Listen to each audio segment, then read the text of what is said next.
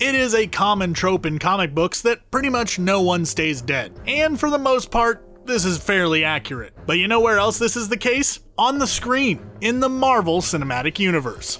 And it happens a lot more often than you would probably think. And no, I don't just mean all of the people who came back after the snap, so save your comments. For instance, technically Thor died in his first film, before Mjolnir came down and restored him back to godhood. Heck, it was his death that allowed for this to even happen in the first place. Forget Fat Thor, we're talking about Zombie Thor.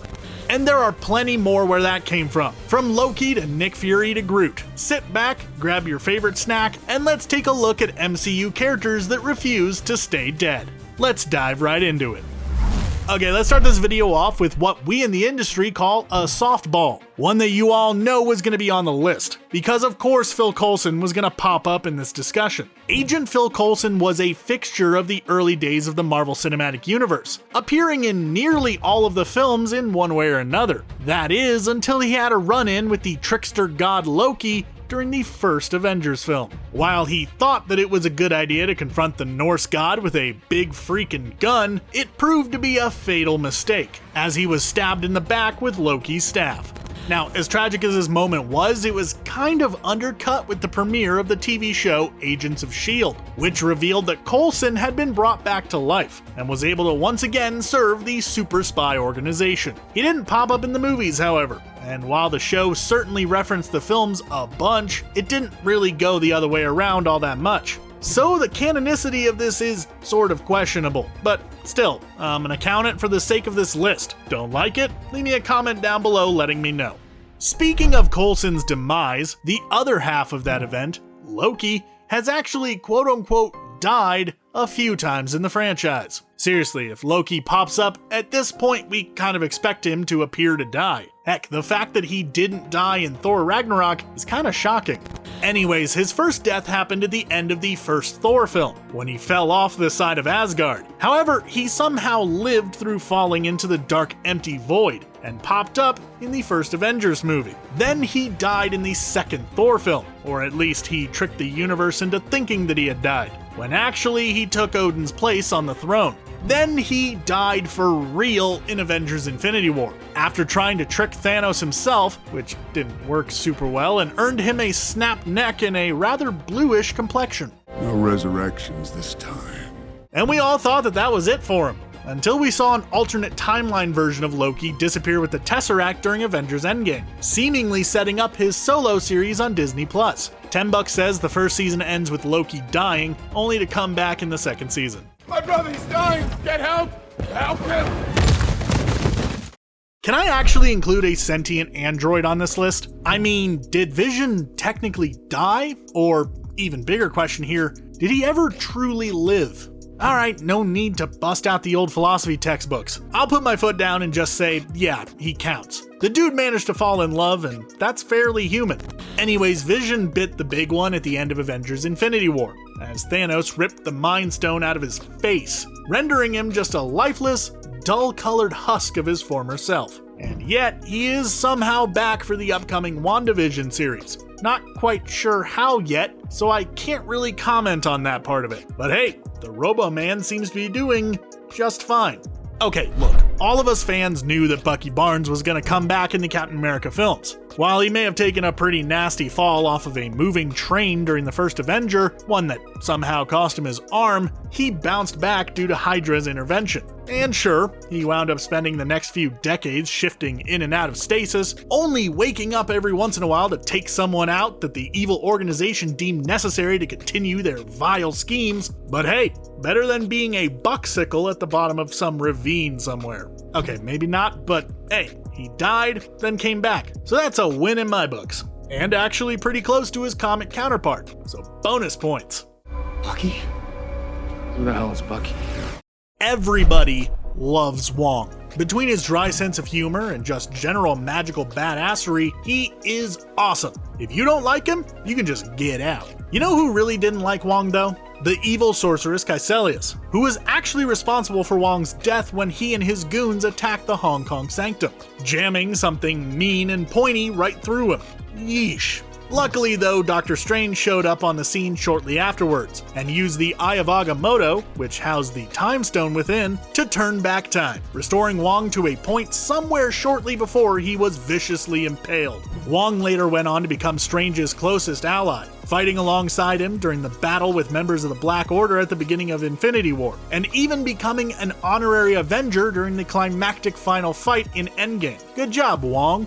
Here is another softball entry for you, just to give y'all a little bit of time to breathe. Yet another supposed death that you knew I was going to bring up was that of Nick Fury during the events of Captain America: The Winter Soldier. After a rather brutal car accident brought about by Hydra goons, Fury escaped to Cap's apartment, hoping to team up with one of the only people he figured he could trust. That is, until the Winter Soldier himself finally got a shot off on him, leaving him for dead. Heck, even Cap and Black Widow thought that he was gone. Later on in the movie, however, it was revealed that he had actually survived this encounter, and had simply faked his death to throw Hydra off the scent. And even after the end of the film, to the world at large, Nick Fury was basically still dead, though those in the know definitely knew the truth. Even among diehard fans of the MCU, the Ant-Man films are, more often than not, treated as largely forgettable. They are the movies that most people will tell you can be skipped with little consequences. Heck, even Avengers Endgame gives you a Cliff Notes explanation of the quantum realm, so you don't have to know about it ahead of time to still get the gist of what's going on. That being said, these two films did give us a pretty solid entry for this list, that being Janet Van Dyne, the first Wasp. In the original Ant-Man film, we learned that, in order to stop a nuke from hitting a spot where we really didn't want a nuke to hit, Janet had to go subatomic to get inside the metal tube. She managed to stop the warhead, but was lost in the quantum realm in the process. Fast forward a couple of decades, and that brings us to Ant-Man and the Wasp, which saw Hank Pym traveling into the quantum realm in search of his lost love. Despite the fact that most people would assume that she had perished, Pym managed to find her, and brought her back to the world above, just in time to save the day as well. Speaking of people lost due to fancy, almost magical pseudoscience, we have got to talk about Red Skull, the grotesque yet well-spoken and charismatic antagonist from the first Captain America film. During his face-off with Cap at the climax of the movie, Red Skull made the rather large mistake of picking up the Tesseract with his hands, holding it aloft in awe of its raw power, right before being whisked away to parts unknown by a flippin' skybeam. A crazy amount of years later, and with literally no sign of the guy anywhere in the entire MCU, he popped up in a rather peculiar place. Rocking a totally sick robe and a new occupation, Red Skull had become the overseer of the Soul Stone, guiding others to a power that he himself could not possess. Really curious what happened when Cap brought the Soul Stone back at the end of Endgame. I know that a lot of people across the internet have said the same thing, but seriously, that had to have been an awkward encounter, to say the least. And now we come to Groot, everyone's favorite tree monster with a limited vocabulary. I'm Groot. Yeah, you said that. Now, right out of the gate, I've got to address the fact that this might actually be kind of cheating. See, at the end of the first Guardians of the Galaxy, Groot sacrificed himself to save the rest of his team, leaving behind nothing more than twigs. However, Rocket was able to gather up one of these twigs, which sprouted into a little baby Groot, that eventually grew into a teen Groot. While functionally this is basically a resurrection, the idea of whether or not baby Groot is in fact the same Groot is kinda up for debate. Some say yes, while others say no, including a few kind of big names. Either way, as I said, it is functionally the same character, so I'm gonna count it, because it's my video, and I can do what I want.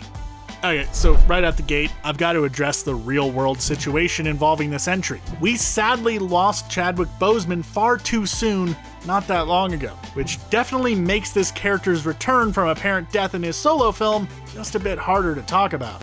Of course, I am talking about Black Panther, who was thought to be dead by his entire kingdom after a duel with Eric Killmonger, only to come back a little while afterwards, looking to reclaim his throne. Sadly, this is a case where we all wish life could imitate the movies, but at least fans can take some solace in the idea that Boseman was incredibly proud of the work he did as Black Panther, and due to his time as the character, he will be forever immortalized in cinema.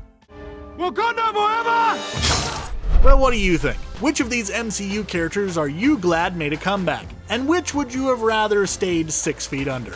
Let me know your thoughts in the comments below, and while you're down there, why not consider subscribing to ScreenRant for more awesome videos just like this. Thanks for watching, and stay safe out there.